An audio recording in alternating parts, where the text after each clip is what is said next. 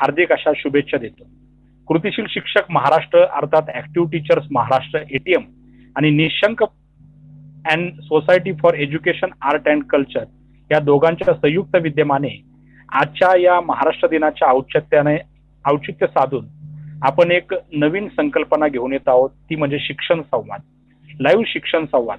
आणि याचं पहिलं पुष्प घेऊन येत आहेत आपल्या सर्वांच्या लाडक्या आदरणीय सौ ज्योती दीपक बेलवले, राष्ट्रीय पुरस्कार विजेत्या आणि त्याचप्रमाणे NCERT बालभारती व महाराष्ट्र राज्य मुक्त विद्यालयाच्या अभ्यासक्रम मंडळाच्या सुद्धा त्या सदस्य आहेत. तर आणि विषय आजचा आहे कोरोनाच्या काळातील शिक्षक व पालकांची भूमिका. तर सर्वप्रथम मी माझ्या वतीने आणि हा लाईव्ह संवाद पाहणाऱ्या समस्त बांधवांच्या वतीने आदरणीय ज्योतिताई यांचं या शिक्षण संवादामध्ये हार्दिक स्वागत करतो. हार्दिक स्वागत आहे आपलं ज्योतिताई. धन्यवाद. जसं आपल्या सर्वांना कल्पनाच आहे की भीतीनं आम्हा मुळी तुझी ही गडगडणाऱ्या नाभा आसमानीच्या सुलतानीला जवाब देते जीवा. असं आसमानीचं सुलतान जरी आलं तरी त्यालाही खंबीरपणे सामोरे जाणारं आपलं महाराष्ट्र राज्य आणि आपला भारत देश. पण आज आसमानी आणि सुलतानी अशा दोन्ही संकटांचा एकत्र सामना आपल्याला कोरोना महामारीच्या माध्यमातून करावा लागतोय. अशा वेळी जगासमोर अनेक समस्या निर्माण झालेल्या आहेत आणि त्यात एक अत्यंत महत्वाची समस्या म्हणजे शिक्षण क्षेत्रासमोर निर्माण झालेली समस्या. या लॉकडाऊननी कधी नव्हे ते शिक्षण क्षेत्राला सुद्धा एक खूप मोठा पायबंद घातलाय की काय, आणि अशा काळामध्ये पालकांनी आणि शिक्षकांनी काय भूमिका घेतली पाहिजे, हा खूप एक मोठा मंथनाचा विषय समाजासमोर निर्माण झालेला आहे. आणि त्यातनंच आपल्यासारख्या या शिक्षण क्षेत्राच्या चळवळीमध्ये काम करणाऱ्या कार्यकर्त्या अभ्यासू व्यक्तींकडनं जाणून घेण्याची इच्छा अनेक शिक्षकांना होती. म्हणून आपण हा विशेष संवाद आहे या ठिकाणी या पहिल्या पुष्पाच्या माध्यमातून आयोजित केलेला आहे. तर मी सर्वप्रथम आपल्याला असं विचारू इच्छितो की ही जी समस्या निर्माण झालेली लॉकडाऊन आहे, आपण अक्षरशः म्हणजे रोजीरोटीसाठी सुद्धा बाहेर जाऊ शकत नाही. अशा वेळी शाळा चालू असण्याची काही शक्यताच नाही. मग अशा वेळी शाळा बंद आहेत पण शिक्षण बंद नाही, ही भूमिका आपण कशा पद्धतीने सुरू ठेवू शकतो किंवा याच्यासाठी आपण काय करू शकतो? सर्वप्रथम सगळ्यांना महाराष्ट्र दिनाच्या आणि कामगार दिनाच्या खूप खूप शुभेच्छा. खरं तर कृतिशील शिक्षक महाराष्ट्र आणि निशंक परिवाराने हा अतिशय स्तुत्य असा व्यासपीठ आपल्या सगळ्यांना उपलब्ध करून दिलेला आहे आणि त्या अनुषंगाने आपली ही पहिलं पुष्प आहे आपलं हे. तर ह्यात मी एक तुम्हाला सांगेन की आता जर आपण बघितलं तर कोरोनाचं खूप महाभयंकर असं संकट म्हणजे अपेक्षितच नव्हतं, अनपेक्षितपणे अगदी येऊन धडकलेलं हे संकट आहे. आणि या संकटात सामना करताना मग माझी भूमिका काय असेल, शिक्षक म्हणून असेल किंवा पालक म्हणून असेल, नागरिक म्हणून असेल, मी काय करू शकतो, माझ्या मुलांसाठी काय करू शकतो. आपण विचार हा मुलांच्या दृष्टीने करणार आहोत, एक शिक्षक म्हणून, एक पालक म्हणून. आता आपण जर बघितलं तर सर्वत्र जर बघितलं तर पूर्ण भारताचा जर विचार केला तर महाराष्ट्र हे कोरोनाचं हॉटस्पॉट आहे. आणि या अनुषंगाने जर बघितलं तर मुंबई आणि मुंबई जवळची जी उपनगरं किंवा ठाणे, पालघर, रायगड, मीरा भाईंदर इथे 80% भाग हा कोरोनाग्रस्त आहे. आणि त्यामुळे जून मध्ये देखील आपल्या शाळा उघडतील याची शंका म्हणजे मनामध्ये येते. आणि मग अशा वेळेमध्ये आपल्यावर संकट आलेलं असताना शाळा तर बंद आहेत, मुलं घरी आहेत, शिक्षक घरी आहेत, आणि मग अशा वेळेला मी माझ्या मुलांसाठी काय करू शकतो.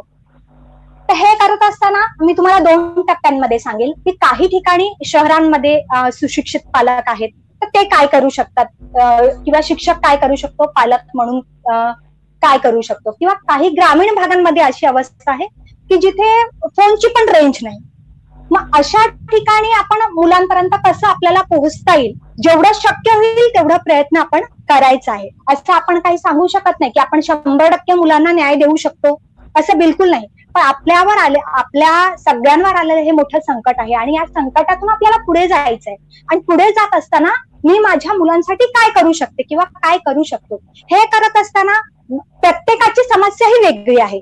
आता उदाहरणार्थ गेल्या 3 वर्षापूर्वी मी ज्या शाळेत होती किंवा गेल्या वर्षापूर्वी ती केवढी दिवेच्या शाळेत होती, भिवंडीच्या शाळेत होती, तिथे खूप छान सुशिक्षित अशी पालक होते आणि त्याच्यामुळे आमचे व्हॉट्सअपचे ग्रुप होते आणि त्या माध्यमातून कोरोनाचं संकट नसताना सुद्धा आम्ही शैक्षणिक देवाणघेवाण करत होतो. परंतु आता माझी शाळा जी आहे ती दोऱ्याचा पाडा, की जिथे माझ्या पालकांना कडे स्मार्टफोन नाहीये आणि मग त्यावेळेला शिक्षण कसं द्यावं या दृष्टीने, दोन्ही दृष्टीने मी सांगणार आहे. तर आधी मी की जिथे जरा सुशिक्षित पालक आहेत, शिक्षक तंत्रज्ञानाचा वापर करतायत, तर इथे आपल्याला कसं जाता येईल.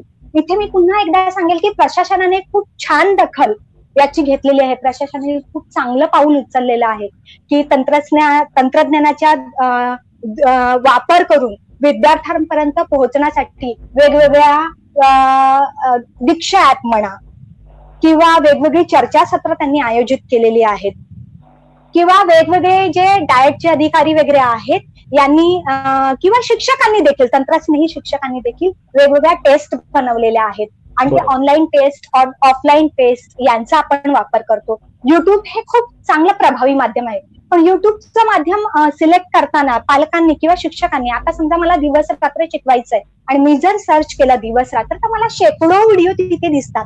तर माझा मुलगा जर पहिली तिसरीत आहे समजा किंवा दिवस रात्र 7वीला पण आहे, मग 7वीच्या मुलाला कुठला व्हिडिओ दाखवला पाहिजे आणि तिसरीच्या मुलाला कुठला व्हिडिओ दाखवला पाहिजे हे शिक्षकांनी सुद्धा सर्च केलं पाहिजे. सर्चिंग करून माझ्या विद्यार्थ्याची कुवत, माझ्या विद्यार्थ्याची इयत्ता याचा किंवा त्याचा पूर्वानुभव याचा सगळ्याचा विचार करून की मी कुठल्या व्हिडिओची लिंक या माझ्या पालकांपर्यंत शेअर करू शकतो याचा विचार हा शिक्षकांनी करायचा आहे. आणि या पद्धतीने आपण जर बघितलं तर खूप ऑनलाईन जे आहेत हे ऑनलाईन रिसोर्सेस आता सुरू झालेले आहेत. खूप छान प्रतिसाद त्यांना मिळतोय पण हा आपण बघतोय की शहरांमध्ये की जिथे पालक खूप सुशिक्षित आहेत, खूप छान पालक पण सुशिक्षित आहेत, विद्यार्थ्यांना पण फोनचा वापर करता येतोय आणि शिक्षक देखील सुशिक्षित आहेत. पण पुन्हा मी इथे अजून एक सांगेल की काही ठिकाणी असंही आहे की पालक सुशिक्षित आहेत, पालकांकडे फोन आहेत, पण आपण हवा तेवढा कारण की आपल्याकडे संकट नव्हतं त्याच्यामुळे त्या तंत्रज्ञानाचा वापर करत नव्हतो. पण आता आपण या काळाची पावलं ओळखली पाहिजेत की हे असं संकट कधीही येऊ शकतं आणि त्यामुळे आपण सगळ्यांनी तयार व्हायला पाहिजे. ज्या शिक्षकांना तंत्रज्ञानाचं विशेष नॉलेज नसेल तर त्यांनी आपली घरामध्ये मुलं असतात, घरामध्ये जे किंवा शेजारी कोण असेल त्यांच्याकडनं ते शिकून घेतलं पाहिजे. हे संकट टळल्यावर का होईना, पण यातून आपण शिकलं पाहिजे आणि यातून आपल्याला पुढे जायचंय. आपलं शिक्षण जे आहे ते असंच पुढे न्यायचंय. हे करत असताना मी पुन्हा सांगेन की आता आपण समजा शाळेमध्ये वेगवेगळे आपण ऍप्सच्या लिंक शाळेमध्ये किंवा आता आपण व्हॉट्सअपच्या झूम मीटिंग वगैरे याच्या मार्फत सुद्धा शिक्षण सुरू आहे. कारण की आता मी सांगेन की माझी मुलगी जी आहे स्वतः ती मुलुंडच्या शाळेमध्ये आहे, चांगली नावाजलेली शाळा आहे, त्याच्यामुळे तिचं 10वीचं वर्ष या वर्षीचं. तिचं ऑनलाईन क्लासेस पण चालू आहे, ऑनलाईन तिची शाळा देखील चालू आहे. पण तीच मी जेव्हा खेडेगावामध्ये शिकवते माझी शाळा नाही सुरू, मला नाही काय करता येते, हतबल मी इथे आता की काय करावं माझ्या मुलांसाठी. माझ्या समोर हे मोठं प्रश्नचिन्ह आहे. मग अशा वेळेला मी काय करू शकते, माझ्या मुलांसाठी काय करू शकते याचा विचार हा ज्या त्या शिक्षकाने, कारण की प्रत्येकाची परिस्थिती वेगळी आहे आणि त्या परिस्थितीनुसार आपण आपला निर्णय घ्या. आपल्या सगळ्यांसमोर समस्या आली का माणूस त्यातून वाट काढतोच. आणि एखाद्याने समजा माझी मैत्रीण एखादी शहरासारख्या शाळेमध्ये खूप छान ती आता वर्क फ्रॉम होम घेते असं समजूया, पण ते मला शक्य नाही, त्याच्यामुळे मी तिला विरोध करता कामा नये. कारण की तिला तिच्या मुलांपर्यंत ती जमते ना, तिला जाते ना, तर तिचं ते चांगली पण आहे ते आपण मान्य केलं पाहिजे. आणि कुठलाही धागा पकडा तुम्ही, फक्त आपल्याला आपल्या मुलांपर्यंत कसं जाता येईल हे आपण बघायचं. आणि हे सगळं करत असताना ना शिक्षण ही महत्वाची जबाबदारी आहेच आपल्यावर, पण जगणं हे त्याहून जास्त महत्वाचं आहे. हे आपण सगळ्यांनी लक्षात ठेवलं पाहिजे की जगणं सगळ्यात महत्वाचं. आणि मग त्याला सगळ्याला सांभाळून मग आपल्याला त्या शिक्षणाच्या ह्याच्याने अगदी अट्टहास करायचा नाही, हा करतोय म्हणून मी केलं पाहिजे, तो करतोय म्हणून मी केलं पाहिजे. मला जसं जमेल, माझी जशी परिस्थिती आहे, माझ्या गावात मी जिथे नोकरी करते तिथे जशी परिस्थिती आहे त्यानुरूप त्या अडचणींवर कशी मात करून मला पुढे जाता येईल. कारण की सगळ्यांच्या समोर वेगवेगळ्या समस्या आहेत. प्रत्येक कोणी शहरात करतं काम, कोणी गावात करतं, कोणी डोंगरदऱ्यांमध्ये करतं की जिथे फोनला देखील रेंज नाही. तर अशा वेळेला प्रत्येकाकडे असणारं हे संकट वेगळं आहे आणि या संकटातून जाताना मला काय करता येईल हा प्रत्येकाने ज्याने त्याने आपापल्या परिस्थितीनुसार हा विचार करायचा आहे असं मला वाटतं. आणि हे सगळं करत असताना आपण बघतो की पालक जे आहेत हे पालक देखील जर सुशिक्षित असेल तर शिक्षकाचा लोड तिथे कमी होताना आपल्याला दिसतो की आपण पालकांना सांगितलं तर पालक बऱ्यापैकी मुलांचं करून घेतात. पण जिथे पालकांना शिक्षणाविषयी अनास्था आहे, पालकांना विशेष काही त्या शिक्षणाबद्दल वाटत नाही, तर तिथे पण मला शिक्षण कसं घेऊन जाता येईल. आता या परिस्थितीमध्ये मी 100% मुलांपर्यंत नाही जाऊ शकत, पण जे काही जाता येईल ते कसं जाता येईल याचा विचार हा ज्याने त्यांनी ज्याच्या त्याच्या परिस्थितीनुसार केला पाहिजे असं मला वाटतं. खूप छान असं आपण प्रास्ताविक रूपामध्ये या प्रश्नाच्या उत्तरामध्ये सांगत असताना खूप छान मुद्दे आपण या ठिकाणी ज्योतिताई उपस्थित केले. पण मला याला एक जोडून आणखी एक सांगावं वाटतं. आता आपल्याला आत्ताच नुकत्याच हाती आलेल्या बातमीनुसार केंद्र शासनाने आपलं लॉकडाऊन जे आहे सलग 3ऱ्या टर्मसाठी 17 मे पर्यंत वाढवलेलं आहे. आणि एकंदरीत परिस्थिती पाहता आपण सगळीकडे चर्चा ऐकतोय, वाचतोय, पाहतोय किंवा अभ्यास करतोय. या सगळ्या गोष्टी पाहताना हे आपल्याला लक्षात येते की हे लॉकडाऊन आता 17 मे पर्यंतच नाही तर जून जुलैमध्ये सुद्धा शाळा उघडतील की नाही हिची शक्यता खूप कमी वाटते. त्यामध्ये आपण एक सांगितलं की तंत्रज्ञानाचा वापर करून आपण ऑनलाईन शिक्षण किंवा वर्क फ्रॉम होम किंवा स्टडी फ्रॉम होम ही संकल्पना राज्य शासन सुद्धा खूप चांगल्या पद्धतीने त्यासाठी प्रयत्न करत आहे आणि आपण आपल्यासारखे तंत्रस्नेही शिक्षक सुद्धा मोठ्या प्रमाणावर यासाठी जात आहेत. मग हे करत असताना आपणच आता सांगितलं त्याप्रमाणे ग्रामीण भागामध्ये तंत्रज्ञान पुरेसं पोहोचवण्यासाठी खूप अडचणी येत आहे. आणि हे पोहोचवत असताना परत आणखी एक गोष्ट काही तज्ज्ञ अशी उपस्थित करत आहेत की शिक्षकाची जागा हे तंत्रज्ञान घेऊ शकतं का. मग अशा वेळी मग शिक्षक म्हणून किंवा पालक म्हणून मग माझी काय भूमिका असली पाहिजे. मग मी या काळामध्ये शिक्षकाची जागा तंत्रज्ञान कधी घेऊ शकत नाही आपण सर्वजण मान्य करतो, पण परिस्थिती न भूतो न भविष्यती अशी आपल्या समोर आलेली आहे. मग अशा वेळी काही चांगलं काम करणाऱ्या किंवा प्रयत्न करणाऱ्या 20% तरी विद्यार्थ्यांपर्यंत ही शिक्षणाची गंगा घेऊन जाण्याचा प्रयत्न करणाऱ्या शिक्षकांवर सुद्धा काही जण आक्षेप घेत आहेत. मग अशा वेळी मी काय भूमिका घेतली पाहिजे किंवा पालक म्हणून पालकांनी काय भूमिका घेतली पाहिजे. त्यांनी या तंत्रज्ञानाचा जिथं शक्य आहे तिथं पुरस्कार केला पाहिजे का, किंवा जिथं तंत्रज्ञान पोचतच नाहीये त्या ठिकाणी आपण कशा पद्धतीने शिक्षक म्हणून पोहोचू शकतो आणि तिथल्या पालक काय करू शकतात. आता लॉकडाऊन तुम्ही म्हणालात की 17 तारखेपर्यंत वाढवलंय. खरं तर आपल्याकडे लॉकडाऊन सुरू होण्याच्या अगोदरच आपल्या राज्य शासनाने शाळा ह्या बंद केल्या होत्या. त्याच्यामुळे आपल्याला सर्वांना लॉकडाऊन सुरू होण्याच्या आधीच माहिती होतं खरं तर की आपल्या शाळा ह्या बंद राहणार. किती दिवस राहणार हे माहिती नव्हतं, पण बंद राहणार हे माहिती होतं. त्याच्यामुळे आपल्या हातात 2-1 दिवस होते लॉकडाऊन म्हणजे शाळा बंद होण्याच्या अगोदरचा. तर त्यावेळेला जर काही शिक्षकांनी वेगळे प्रयोग केले असेल, आता उदाहरणार्थ मी आहे, माझ्या शाळेमध्ये मला माहितीये इंटरनेट नाही, माझ्या मुलांकडे स्मार्टफोन नाही, तर त्यावेळेला मी त्याच्यावर उपाययोजना केली की माझ्या मुलांना पुरेल किती तर मी 20-1 दिवसापर्यंत पुरेल एवढ्या अभ्यासाची सोय किंवा कसं काय त्यांना करता येईल. अनौपचारिक औपचारिक काही अभ्यास त्यांना दिला नव्हता. अनौपचारिक खेळातून किंवा आनंद वाटेल असं त्यांना काय करता येईल की त्यातून त्याचं वाचन पण होईल आणि सगळंच होईल याकडे मी लक्ष दिलं होतं. तसं बघायला गेलं तर आपलं मार्च मध्ये लॉकडाऊन सुरू झालं.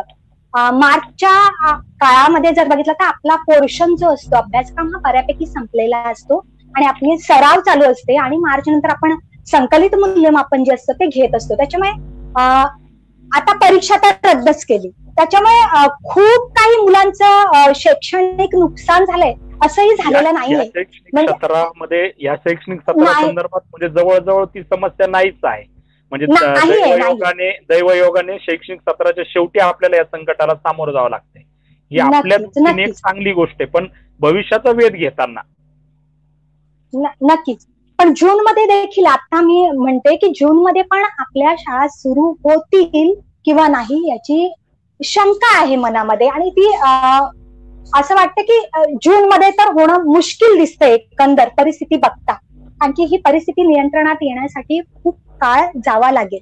आणि आपण तर प्राथमिक शिक्षक म्हणजे आपल्याकडे छोटी मुलं जी आहेत, 6 ते 14 वयोगटातली, 15 वयोगटातली ही मुलं आहेत आणि ह्या 6 वर्षाच्या मुलांना आपण मग किती काळजी घ्यायची आणि कसं घ्यायचं हे सगळं म्हणजे मोठा प्रश्न हा आपल्याकडे सगळ्यांच्या समोर आहे. तर हे सगळं करत असताना नक्कीच तुम्ही म्हणालात तसं की 20% शिक्षक असे आहेत की जे तंत्रज्ञानाचा वापर करतात आणि मी तर म्हणते जिथे जिथे शक्य आहे ना तिथे केलंच पाहिजे, कारण की ही आता काळाची गरज बनत चाललेली आहे.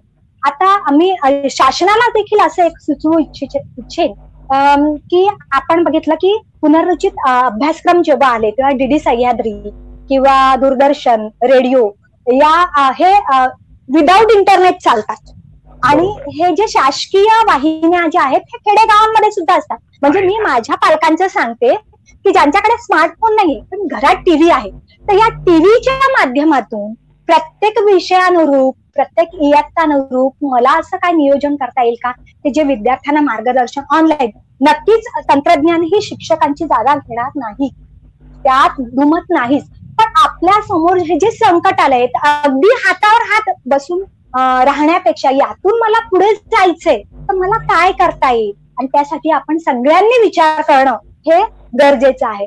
तर असं शासकीय वाहिन्या आहेत किंवा रेडिओ आहेत की जे गावागावांमध्ये पोहोचलेले आहेत, बऱ्यापैकी पोहोचलेले आहेत, तर त्याचा उपयोग करून काही मार्गदर्शन, काही त्याचा उपयोग करून काही शिक्षण देता येईल का याचा सुद्धा विचार आपण, कारण की ह्यापूर्वी आपण असे प्रयोग केलेले आहेत पण ते आपण शिक्षकांसाठी केलेले आहेत, तर हे विद्यार्थ्यांसाठी आपल्याला काही करता येईल का याचा सुद्धा आपण विचार करायला हवा असं मला वाटतं.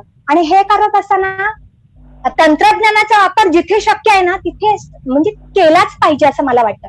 पण हे करत असताना सुद्धा माझा विद्यार्थी किंवा माझा मुलगा दिवसातले किती वेळ त्या स्क्रीन समोर राहणार याचा सुद्धा आपण विचार केला पाहिजे की त्याच्या आरोग्यावर खूप काही त्याचा परिणाम पण नको, ते आपण खूप पॅनिक पण होऊ नये असं मला वाटतं.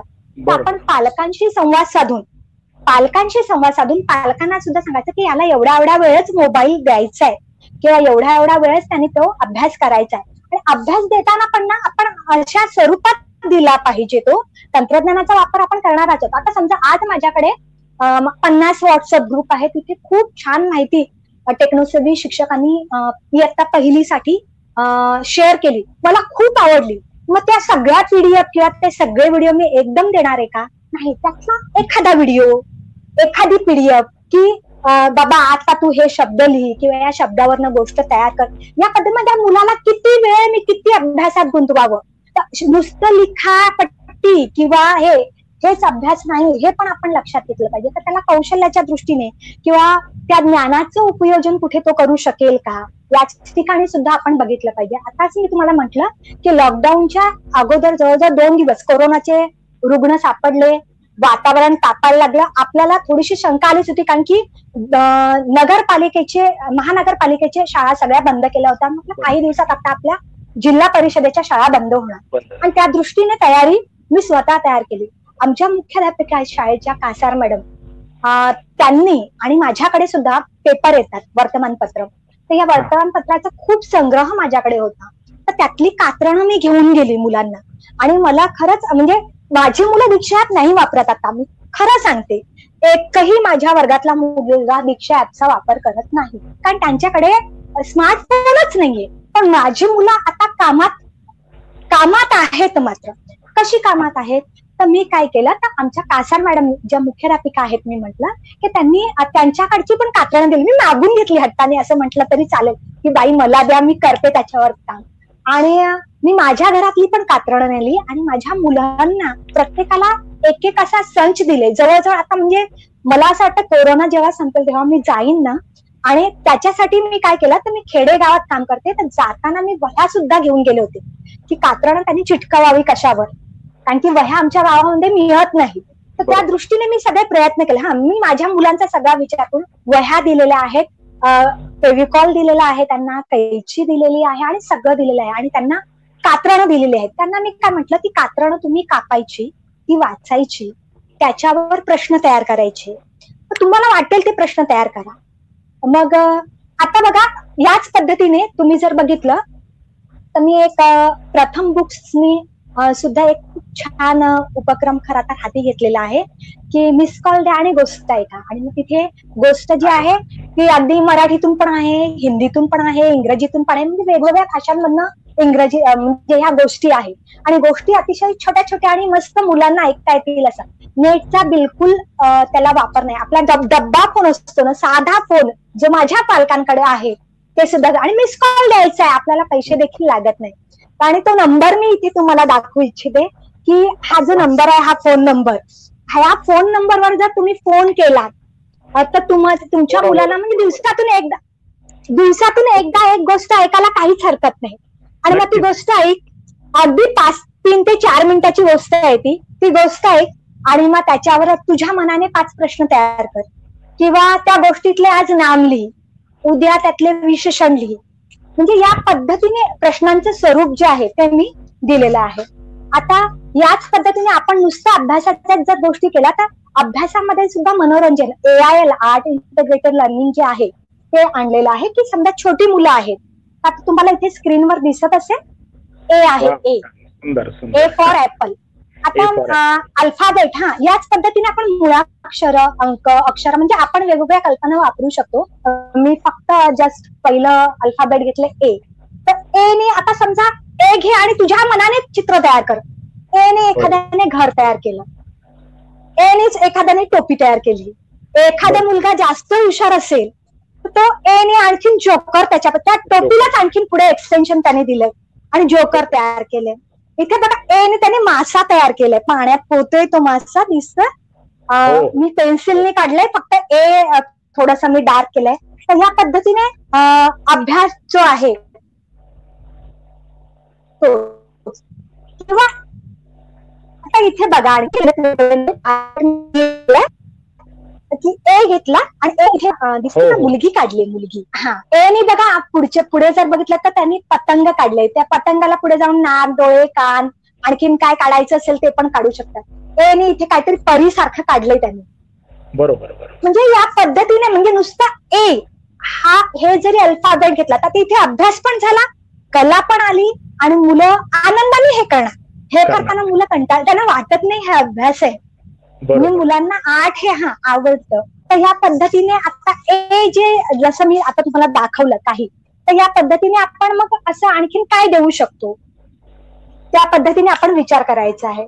आता बघा इथे मी एक माझ्याच घरातलं वर्तमानपत्रातलं, आता वर्तमानपत्र येत नाही येत, पण जुनी जी वर्तमानपत्र होती त्यातली एक गोष्ट चिटकवलेली आहे. तर आता ही गोष्ट जी आहे ती माझ्या वयानुरूप, म्हणजे माझ्या वर्गाची मुलं असेल त्या अनुरूप त्या शिक्षकांनी अभ्यास द्यायचा आहे. आता उदाहरणार्थ ही गोष्ट समजा मी पोस्ट केली, तंत्रज्ञान आहे तर समजा गोष्ट पोस्ट केली, किंवा मी आता माझ्या मुलांना ती कात्रणं दिलेलीच आहेत, गोष्टीची असतील किंवा सुविचारांची असतील किंवा कसलीही. तर ह्यातलं काय, तर ह्याच्यावर आधारित 5-6 प्रश्न तयार कर, यातले नाम, ओळख, यातले 3 शब्द घे, त्यावर आधारित तुझी दुसरी वेगळी गोष्ट तयार कर. यामधलं चित्र जे आहे, या चित्राच्या व्यतिरिक्त ही गोष्ट वाच आणि तुला काय वाटलं ते चित्राच्या रूपाने तू व्यक्त हो. तर या पद्धतीने आपण वेगवेगळे मुद्दे जे आहेत ते आपण घेऊ शकतो. आता हे चित्र आहे, हे चित्र काढताना मी म्हटलं की पेन्सिलनं घेता डायरेक्ट खडू किंवा काही जे काय उपलब्ध असेल ते घेऊन ते चित्र काढ. तर हे चित्र काढलेलं आहे, चित्र काढायला मुलांना आवडतात आणि त्या दृष्टीने ते घेतलेलं आहे. किंवा हे जर बघितलं तर आपण वर्तमानपत्रांमध्ये नेहमी येतात मार्ग शोधा, म्हणजे छोटे छोटे खेळ आहेत, पण ह्याच्यात निरीक्षण आणि मुलांचा वेळ जातो, कारण की मुलं आता मैदानावर खेळायला जात नाहीये, मुलं आपल्या घरात आहेत. तर घरात मी माझ्या मुलांना कसं व्यस्त ठेवू शकते या दृष्टीने आपण पालक शिक्षक म्हणून विचार करायचा आहे. बरोबर. आता हे चित्र आहे आणखीन एक, तर हे चित्र बघितलं तर की हे चित्र बघ आणि तुला काय वाटतं ते लिही. की तिथे एक मार्क्स आहे, एक रडतोय कोणतरी माणूस, त्याला वाटेल ते तो लिहू शकतो. किंवा छोटी मुलं असतील तर या चित्रामध्ये काय काय दिसतं त्या वस्तूंची नावं लिही, त्या मार्क्सला तो रुमाल पण लिहू शकतो. ते सगळं आपण काय करायचं आहे तर स्वीकारायचं आहे. आता वर्तमानपत्रांमधल्याच किंवा जुन्या पुस्तकांमधल्या ह्या कविता आहेत, ही कविता वाच. या कवितेवर आधारित तुला काही प्रश्न तयार करता येतील का, किंवा या कवितेतले लयबद्ध शब्द शोध, किंवा या कवितेसारखी दुसरी एखादी कविता तुला तयार करता येईल का ते विचार कर. या कवितेतले 4 शब्द घे, एखादा शब्द घे, त्याच्यावरनं शब्दाचा डोंगर तयार कर. म्हणजे अशा वेगवेगळ्या पद्धतीने, मुक्त पद्धतीने आपण शिक्षण हे देऊ शकतो. मोठा वर्ग असेल तर हा सुविचार आहे, एक शिक्षण विषयक सुविचार आहे, तर याचा तू संग्रह कर. आणि मग या पद्धतीने आपण हे विद्यार्थ्यांना कामांमध्ये गुंतवून ठेवू शकतो असं मला वाटतं. की घरामध्येच एखाद्या काही वस्तू आहेत, आता हे जे आहेत हे प्लेट्स आहेत आणि या प्लेट्सनी केलेले मुखवटे आहेत, तर या पद्धतीने काय करता येईल किंवा डोक्यालिटी क्विज असतात किंवा आपण स्वतःहूनच सांगायचं की आज ना अवयवांवर आधारित वाक्यप्रचार आणि म्हणी लिही. मग माणसाच्या शरीराच्या अवयवावर, मग डोक्यावर पाणी जाणे, आणखीन काय करता येईल, हात पाय बांधणे, पाय गळणे, पोटात गोळा येणे, या पद्धतीने मुलं विचार करतात. किंवा मग प्राणी द्यायचे, प्राण्यांची नावं, तुझ्या आवडीची प्राणी घे आणि त्या प्राण्यांवर आधारित वाक्यप्रचार किंवा म्हणी तयार कर. किंवा एखाद्या प्राण्याची तुझ्या आवडीची गोष्ट तयार कर. म्हणजे इथे आपण काय करायचं आहे, तर मुलांना व्यक्त होण्यासाठी आपण संधी द्यायची आहे. आणि ही संधी देत असताना आपण फक्त जस्ट मार्ग दाखवायचा आहे, आपण त्यांना बांधून ठेवायचं नाही, त्यांना विचार करू द्यायचा आहे. आता उदाहरणार्थ समजा कोरोनाचं संकट हे आपल्यावर आहे. मग आता या कोरोनाच्या काळामध्ये कोणकोणत्या गोष्टींची कमतरता भासते. मुलं म्हणतील की चॉकलेट मिळत नाही, दुकानं उघडी नाहीत, काहीही म्हणू दे. काही मुलं बातम्या वगैरे बघत असतील ते म्हणतील की रक्ताची देखील कमतरता भासते, मास्कची कमतरता भासते. मोठी मुलं असतील तर म्हणतील पीपीई किटची कमतरता भासते. मग त्यांनी सांगितलेला एखादा शब्द तो तू, आता इथे कॅलिग्राफी चाच एक प्रकार आला की त्याच्या मनाने तो इथे लेखन करणार आहे. आता समजा उदाहरणार्थ त्यांनी समजा सांगितलं की रक्ताची कमतरता भासते. आता बघा,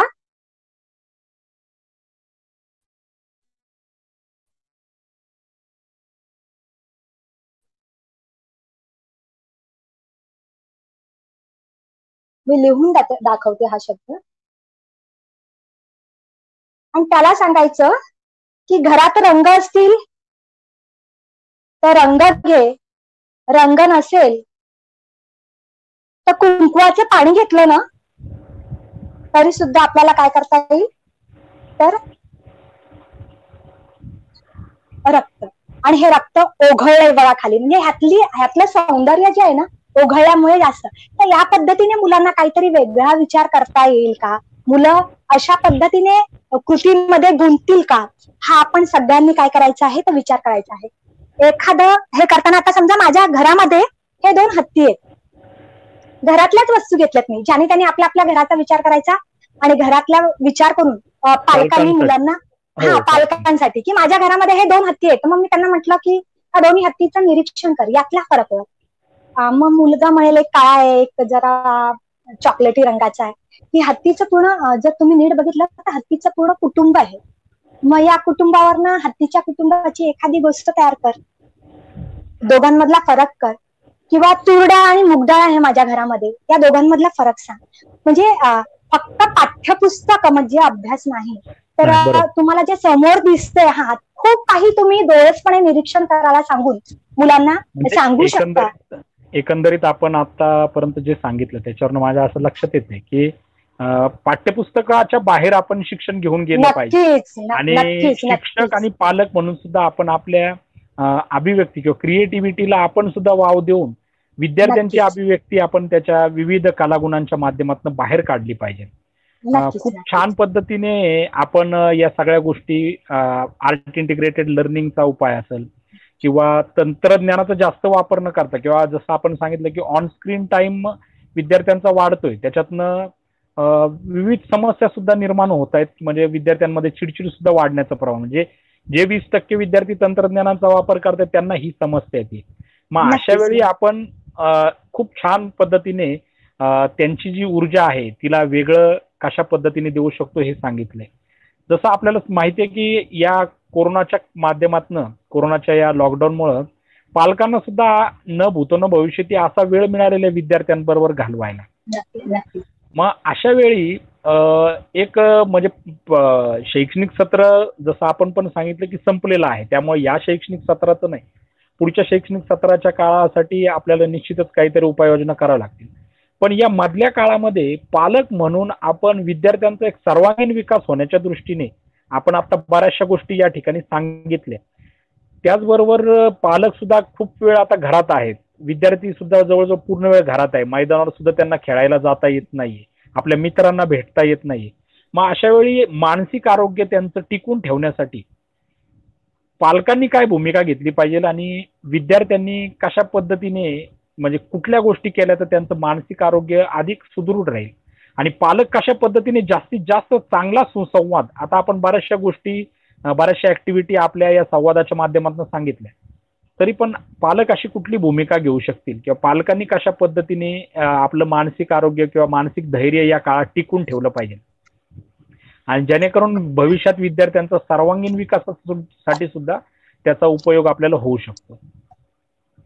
नक्कीच मी म्हणेन की आता मी म्हटलं की माझ्या शाळेमध्ये तंत्रज्ञानाचा वापर खूप कमी सध्या शाळेमध्ये करते मी, कारण की माझ्याकडे स्वतःकडे स्मार्टफोन आहे, मी एक फोन शाळेमध्ये ठेवलेला पण आहे, पण विद्यार्थ्यांकडे किंवा पालकांकडे आता फोन नाहीये.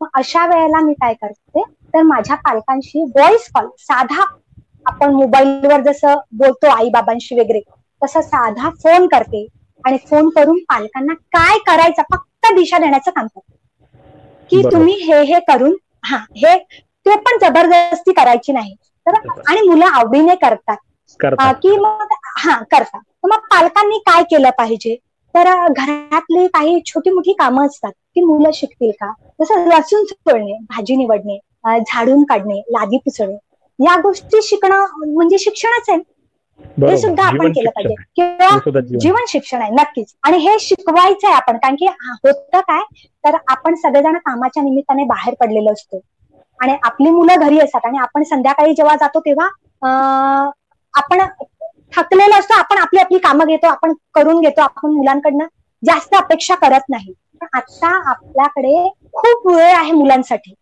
मुलांच्या आवडी निवडी ओळखा, आपली संस्कृती दाखवा त्यांना.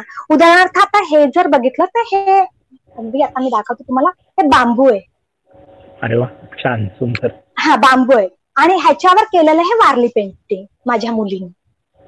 आणि तर या पद्धतीने माझी संस्कृती, आता समजा माझी मुलं आदिवासी समाजामध्ये राहतात तर मग वारली पेंटिंग सारखी एखादी कला थोडीफार होईना मला शिकता येईल का, मातकाम शिकता येईल का, बागेतलं काम एखादं शिकता येईल का, मग कलम कसं करतात किंवा शेतीचं काम असेल तर शेतीत आई वडिलांना मदत करून त्यातलं काय करता येईल का. घरामध्ये आपले भरपूर कपडे असतात, आपण शिकवतो मुलांना की लोकरीचे कपडे, सुती कपडे, नायलॉनचे कपडे, हे सगळे कपड्यांचे प्रकार तुझ्या घरातले लिही किंवा तुझ्या आजूबाजूचं जरा निरीक्षण कर, तिथे येणाऱ्या प्राणी पक्ष्यांची नावं, म्हणजे छोट्या मुलांना पण आपण हे कामं देऊ शकतो. मग एखादा त्यातला तुला आवडलेला प्राणी त्याच्याबद्दल माहिती लिही. म्हणजे या पद्धतीने मी फोनवर अभ्यास देते, फोनवर सांगते आणि त्या पद्धतीने पालक जे आहेत खेळाच्या माध्यमातून सुद्धा आपण जे शिक्षण घेतो त्याच्यामध्ये मला माहितीये की आपण मागे एक सापशिडी आणि कॅरम सुद्धा बनवला, तर त्याच्यासाठी म्हणजे तो काय त्याचं स्वरूप होतं हे सुद्धा जर तुम्ही सांगितलं तर ऐकणाऱ्या पालकांना त्याचा निश्चितच लाभ होईल की म्हणजे खेळता खेळता सुद्धा त्यांचा अभ्यास त्याच्यातनं होऊ शकतो. काय संकल्पना आहे नेमकी? आता आपण बघतो की मुलं मैदानावर जाऊ शकत नाही, आपण बैठे खेळ खेळतोय सध्या घरामध्ये. मग बैठे खेळ खेळत असताना आम्ही कॅरम म्हणजे शाळेमध्ये तयार केलेला कॅरम बोर्ड आहे, त्या सोंगट्यांवर अंक लिहिलेत, 1, 2, 3, 4, 10, 12, 15 जे काय अंक असतील ते, आणि त्याचं जे स्ट्रायगर असतं त्याच्यावर बेरीज वजाबाकी, त्याचे 4 भाग केले, त्याच्यावर एक कागद चिटकवलाय, त्याचे 4 भाग केले, बेरीज वजाबाकी गुणाकार भागाकार. आणि आपण कॅरम खेळतो ना तसा नेहमी खेळायचा समजा कॅरम, पण आठवड्यातून एखाद दिवशी किंवा दुसऱ्या दिवशी हा गणिती कॅरम खेळायला काहीच हरकत नाही, मुलं आनंदाने त्याच्यात सहभागी होती आणि गणिती क्रिया पण होती. तर स्ट्रायगर एका मुलाने 2 वेळा स्ट्रायगर मारायचा. समजा मी स्ट्रायगर मारला, 2 ला लागला समजा, 2 अगदी त्या छिद्रात नाही गेलं तरी चालेल, नुसतं टच झालं तरी चालेल, 2 सोंगटी उचलून घ्यायची. पुन्हा दुसऱ्यांदा मी मारलं, माझं 9 ला लागलं समजा, पण 9 ला लागल्यानंतर मी 9 पण उचलणार, पण 9च्या बाजूला कोणतं चिन्ह आलंय स्ट्रायगरचं, समजा जर बेरजेचं चिन्ह आलंय तर मी 9 आणि माझी आधीची संगती 2 या दोघांची बेरीज करणार, म्हणजे दोघांची बेरीज किती झाली 11. 11. आणि मग माझं उत्तर जर बरोबर आलं ना, ते दोन्ही सांगत्या मला, आणि समजा माझं उत्तर चुकलं तर ते मी पुन्हा कॅरम बोर्डवर ठेवून देणार आणि दुसऱ्याने तो गेम खेळायचा. हे झालं छोट्या मुलांसाठी, म्हणजे बेरीज वजाबाकी गुणाकार भागाकार ह्या सगळ्या क्रिया तिथे येतात. कारण की स्टायगरवर आपण एक कागद चिटकलाय आणि त्याच्यावर ते चिन्ह चार भाग करून त्याच्यामध्ये लिहिलेलं आहे. मोठ्या मुलांसाठी आपण काय तर धन ऋण संख्या घेऊ शकतो. म्हणजे आपण काय घ्यावं, माझा मुलगा कोणत्या इयत्तेत आहे त्या दृष्टीने विचार करून आपण आपल्या मुलांसाठी थोडासा वेळ देऊन थोडासा विचार करून त्याला कसं पुढे नेता येईल हे आपण बघायचंय. आणि हे करत असतानाच ना शिक्षकांनी पालकांनी हे करत असताना त्याच्यामध्ये एखादा गुण आहे, समजा उपजत गुण आहे, तर तो गुण विकसित करण्यासाठी एखाद्याला खूप छान नाचायला आवडतं, नाचू दे त्याला. एखाद्याला खूप छान गायला आवडतं, गाऊ दे त्याला. मग कराओके ट्रॅकवर आता मला वेळ आहे, कराओके ट्रॅकवर तुला जाता येईल का बेटा, ते पण बघ. तंत्रज्ञानाचा वापर तिथे आला. समजा नाही माझ्याकडे स्मार्टफोन नाहीये, मग मी असंच गाईन, काहीतरी डब्बा वाजून गाईन, चालेल. तुमच्या मुलांना आता मी म्हणते हे सगळं जेव्हा आपण करतो ना, मुलं बाहेर जात नाहीयेत, खेळत नाहीयेत, तर फोनवर का होईना किंवा शेजारी जर मित्रमैत्रिणी असेल तर त्यांना सांगायचं योग्य अंतर राखायचं, पण मित्रमैत्रिणींची त्यांना गप्पा मारू द्या.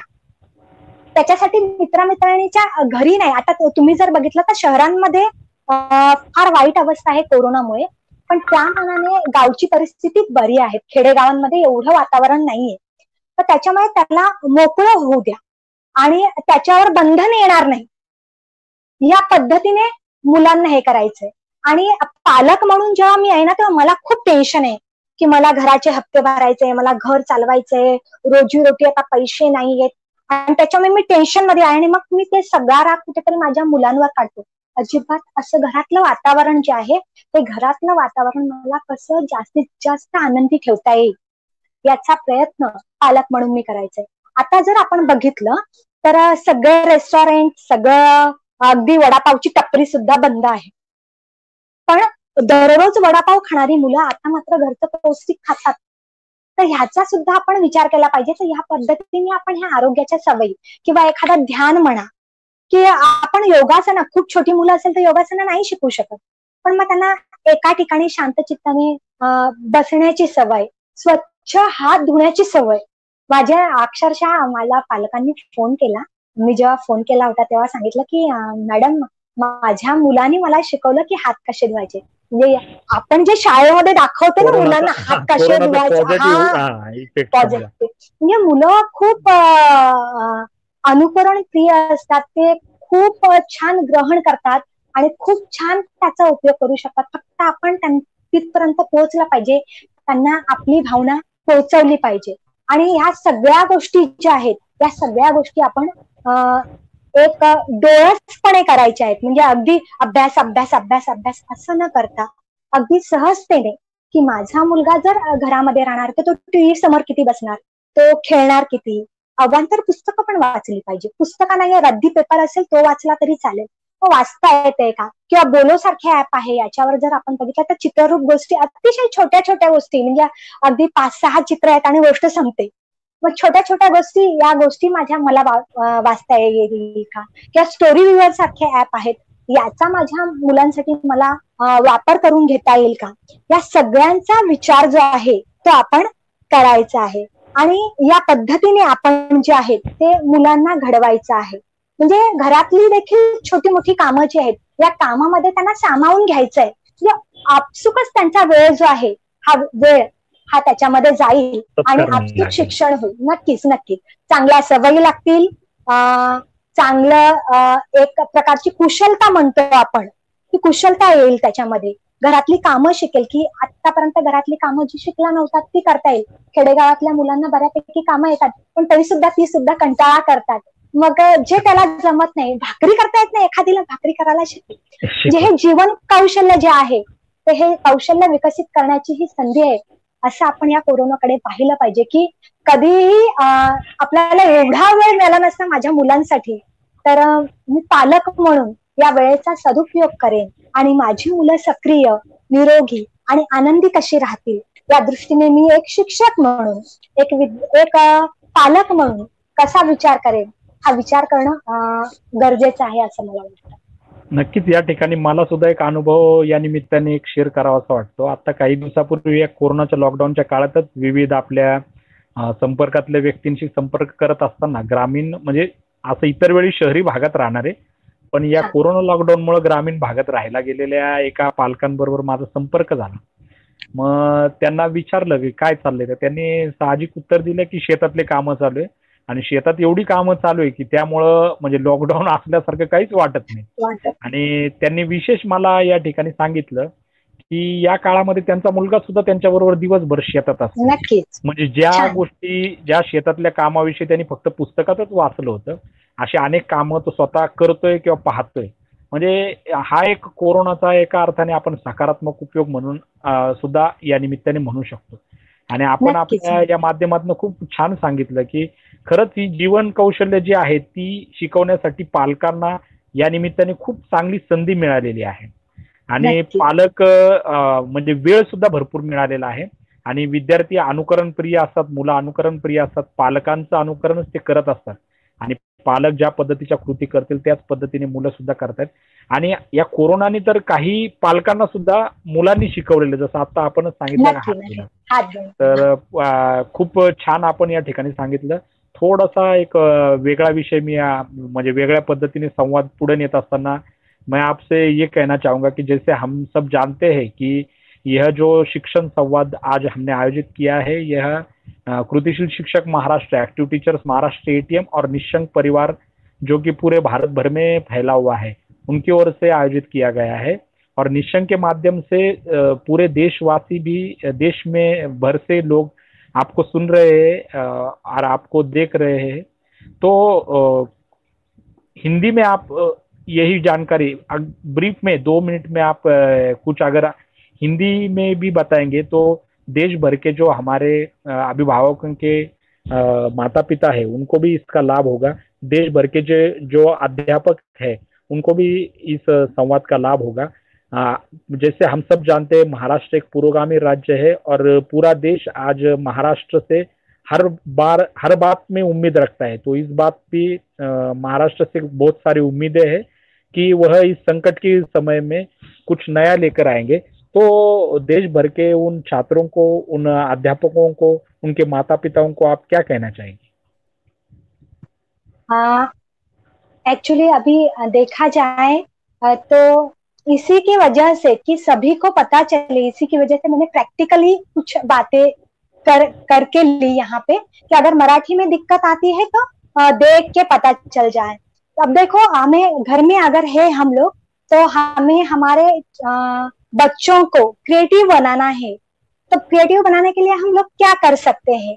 तो अभी जो मैंने कुछ बातें बताई उसी में से ये है, एक पुट्ठा है फिश का और उसी के ऊपर मेरे बच्ची ने बनाया हुआ ये स्केच है और इसको घर में जो कुछ थे उससे उसने डेकोरेशन किया है। तो छुट्टियों में ही उसने बनाया हुआ ये सब है। तो हम लोग बच्चों को ऐसे कुछ करने के लिए बोल सकते हैं, या घर में कुछ बोतल है तो बोतल का कुछ कर सकते हैं क्या अलग। इस तरह से हम बच्चों को जो है तो बच्चों को हमें क्रिएटिव बनाना है। और इसके लिए अगर हमारे पास स्मार्टफोन है तो उन्हें सर्चिंग भी करने दो। सर्चिंग करके उनके हिसाब से वो कुछ अलग बनाते हैं क्या, इसके ऊपर हमें ध्यान देना चाहिए। ये सब करते समय हमें बच्चों को संभालना है। संभालते हुए अगर कोई चीज हमारे घर में नहीं है, अभी तो लॉकडाउन है तो भी वह चीज तो बाजार में नहीं मिल सकती, तो हम लोग क्या कर सकते हैं कि जब भी अभी मैंने यह जो आपको लिख के बताया एक शब्द रक्त, तो यहाँ मैंने कुमकुम जो होता है हम लोग तिलक लगाते हैं उससे उसके पानी से लिखा है। तो हल्दी कुमकुम या मैं बताना चाहूंगा रक्त माने खून, तो रक्त माने खून खून जैसा लग रहा है। तो हम लोग घर में जो चीजें हैं उसी का उपयोग करके, उसी का प्रयोग करके कुछ कर सकते हैं क्या, इस तरह से सोच हमें करनी है। और यह करते हुए हमें घर में जो हम लोग काम करते हैं हमेशा, तो वह काम भी बच्चों को सिखाने हैं। यह सिखाते समय हम लोगों को जो हमारे आरोग्य विषयक सुविधाएं होती है तो यह भी बच्चों को सिखाना है, जैसे हाथ धोना हो, या मास्क का अभी यूज कैसे करते, कैसे लगाना है, कैसे निकालना है, मास्क नहीं है तो रुमाल कैसे बांधना है, रुमाल भी नहीं है अगर किसी के पास तो मम्मी की साड़ी है उसका जो कुछ टुकड़ा है कपड़े का वो कैसे बांधना है और मुझे मेरी रक्षा कैसी करनी है, यह सब हमें बच्चों को घर में सिखाना है। और उसी से बच्चे जो है ये बच्चे आगे जाने वाले हैं ऐसे मुझे लगता है। अब देखो यह जो है यह घर में जो कपड़ा था तो कपड़े से बनाया हुआ फूल है और एक फूल। हाँ, तो हम लोग ऐसे क्या कर सकते हैं कि ये भी है कपड़े से बनाया हुआ फूल, तो इस तरह से हम बच्चों को कुछ कर सकते हैं क्या।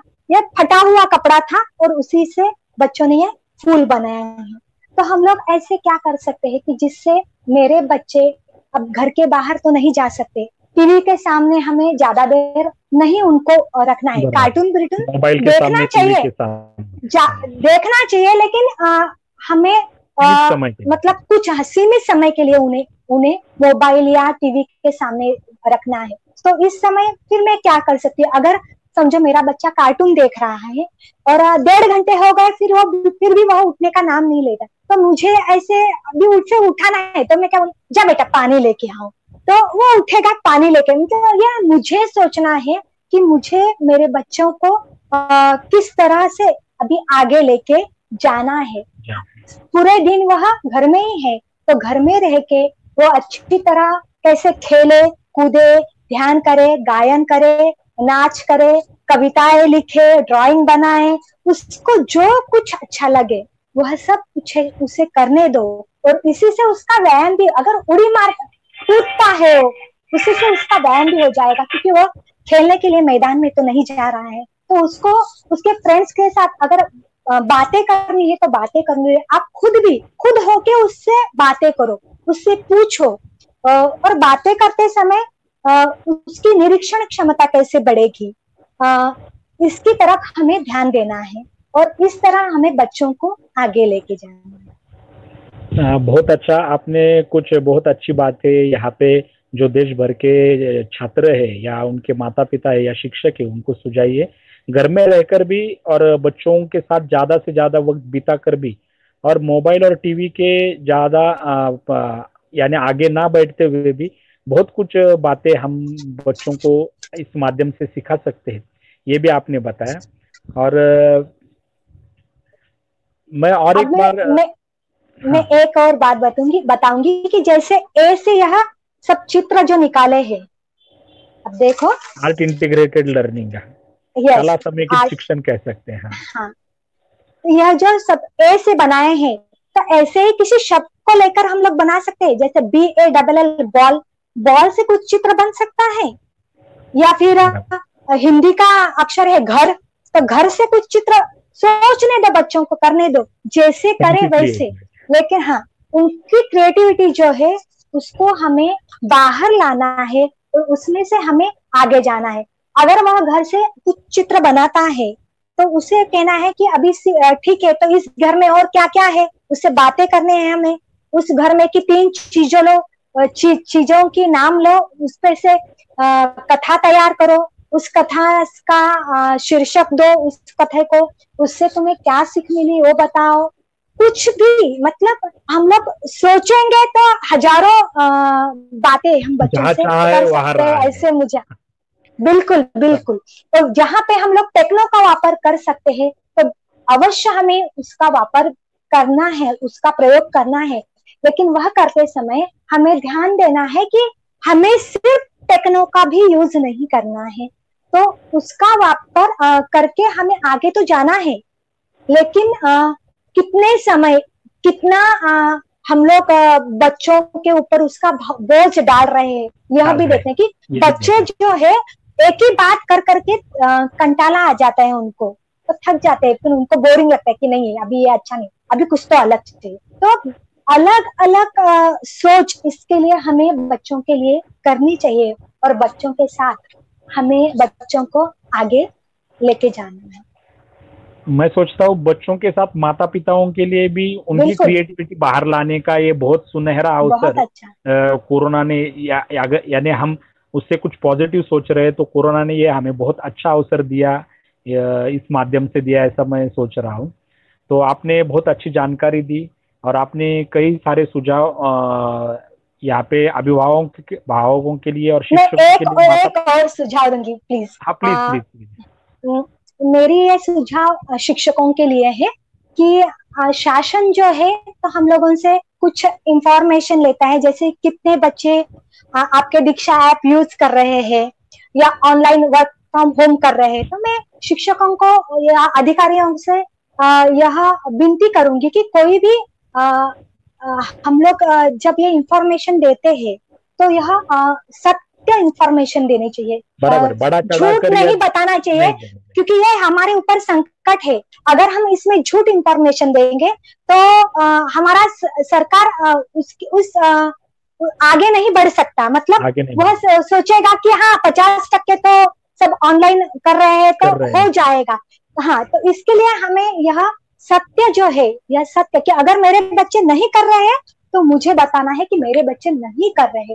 तो सरकार इसके ऊपर जरा सोचेगी कि अगर बच्चे नहीं कर रहे हैं गांव के तो हमें क्या करना चाहिए, और इसकी सोच जो है वो सरकार करके। फिर मैंने जैसे आपको बताया कि शासकीय जो चैनल्स है, सह्याद्री या दूरदर्शन की, हाँ, इसके माध्यम से हम कुछ बच्चों के लिए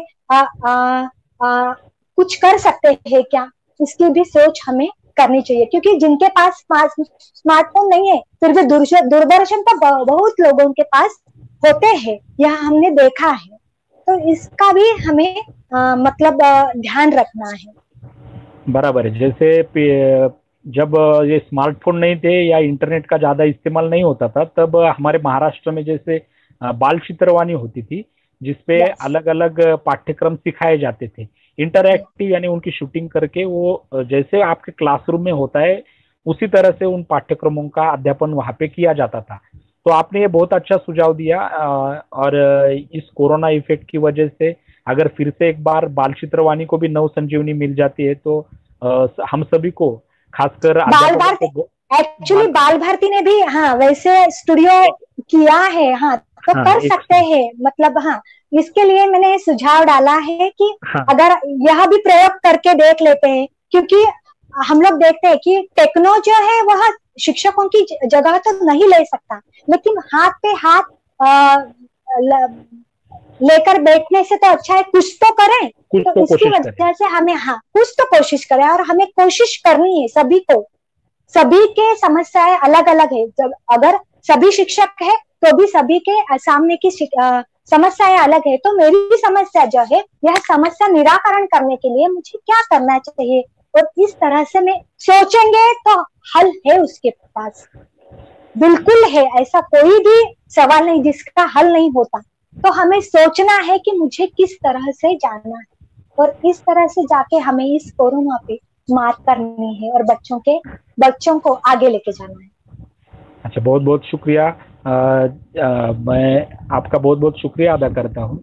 इस कोरोना महामारी के दौरान छात्र, अध्यापक और माता पिता किस तरह से अपने अभिभावकों की देखभाल कर सकते हैं, इस बात पर आज का ये शिक्षण संवाद आयोजित किया गया था, जिसमें राष्ट्रीय पुरस्कार प्राप्त शिक्षिका ज्योति दीपक बेलोले, इन्होंने बहुत अच्छी जानकारी हम सभी को दी कि क्रिएटिविटी को बाहर लाइए। एक सुनहरा अवसर हमें माता पिताओं को मिला है अपने बच्चों के साथ ज्यादा से ज्यादा वक्त बिताने के लिए, उन्हें जीवन शिक्षण देने के लिए एक बहुत ही अच्छा अवसर इस माध्यम से मिला है।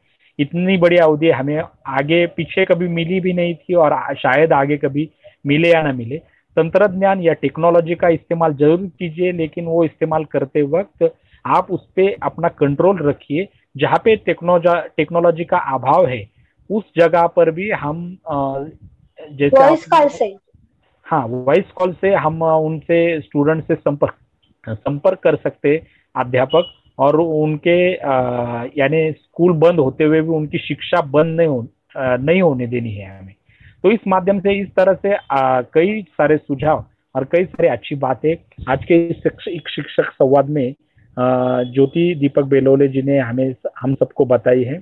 और जाते जाते वक्त मैं आपका शुक्रिया अदा करते हुए जो पूरे देश भर में हजारों जो कोरोना वॉरियर्स है उनको भी सलाम करना चाहूंगा। साथ में ही जो अध्यापक है, जो अधिकारीगण है, जो इस संकट की घड़ी में इससे बाहर निकलने के लिए अभी से उपाय में लगे हुए हैं, उन सबको भी मैं यहाँ इस मंच से अभिवादन देना चाहूंगा, धन्यवाद देना चाहूंगा कि उनकी कोशिशें जरूर सफल होगी। और आप यहाँ पे आई, आपने अपना बहुमूल्य वक्त हमें दिया, तो उसके लिए मैं कृतिशील शिक्षक Maharashtra, active teachers Maharashtra ATM और निशंक परिवार की ओर से आपका तहे दिल से शुक्रिया अदा करता हूँ। और जाते जाते बस इतना ही कहना चाहूंगा कि माना कि इस जहां को गुलशन न बना सके हम, माना कि इस जहां को गुलशन न बना सके हम, कुछ कांटे तो कम कर जाएंगे जिस राह से भी गुजरेंगे हम, जिस राह से भी गुजरेंगे हम।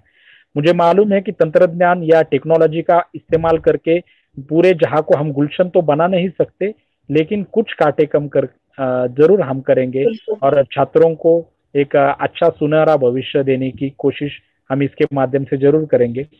पुन्हा एकदा या संवादामध्ये आपण सहभागी झालात त्याबद्दल ज्योतिताई आपले मनपूर्वक मी या ठिकाणी हार्दिक आभार व्यक्त करतो आणि आजचा हा शिक्षण संवाद या ठिकाणी संपला अशी आपल्याला जाहीर करतो। धन्यवाद। मी देखील कृतिशील शिक्षक महाराष्ट्र आणि निशंक परिवाराचे खूप खूप मनस्वी आभार मानते की तुमच्यामुळे मला हे व्यासपीठ उपलब्ध झालं आणि मला इथे व्यक्त होता आलं। खूप खूप धन्यवाद। जय हिंद।